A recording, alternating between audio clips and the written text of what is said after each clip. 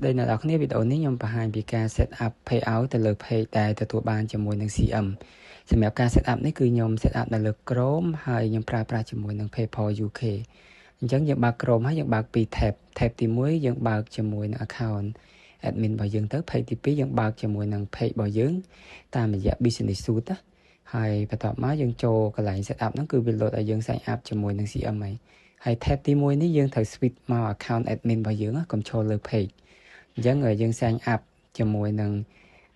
CM មកហើយកន្លែងនេះដដែលទេគឺយើង scroll ហើយយើង agree តាមនឹងមកហើយបន្តមកទៀតកន្លែង payout account នេះយើងដាក់ឈ្មោះរបស់យើងឈ្មោះគឺយើងដាក់ឲ្យត្រូវជាមួយនឹងឈ្មោះ account PayPal របស់យើងហើយប្រទេសយើងដាក់ថៃព័ត៌មានទូទៅមួយចំនួនគឺដដែលទេអញ្ចឹងខ្ញុំមានកាត់តិចណាហើយ address គឺយើងអត់យក address ពីថៃយើងយកមកដាក់មកជាទូទៅខ្ញុំយកនៅបាងកកអញ្ចឹងយើងរើសទីក្រុងបាងកកមកបន្ទាប់ពីយើងបំពេញហើយចូលកន្លែងរើស bank ហ្នឹងយើង link ជាមួយនឹង PayPal បន្ទាប់មកយើងចុចកន្លែងនេះយើងកុំទៅអាចចុចយើងទៅបើក tab ក្រោមមួយទៀតហើយយើង log in PayPal account ហើយយើងត្រូវប្រកាសថា tab មួយទៀតគឺយើងបាន switch ពី page មកកាន់ admin កាន់ page វិញហើយបន្តមកទៀតយើង link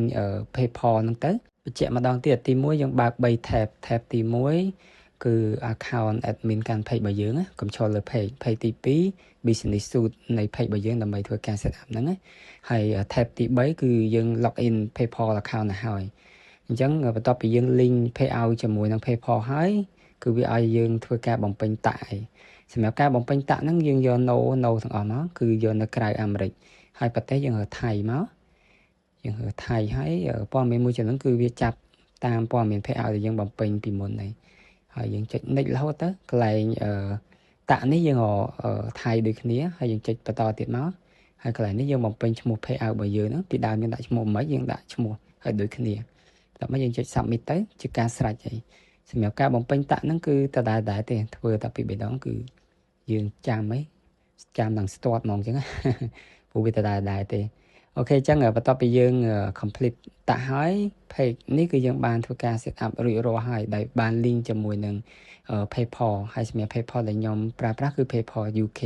អញ្ចឹងវីដេអូហ្នឹងមានតែប៉ុណ្្នឹងទេអរគុណបាយបាយ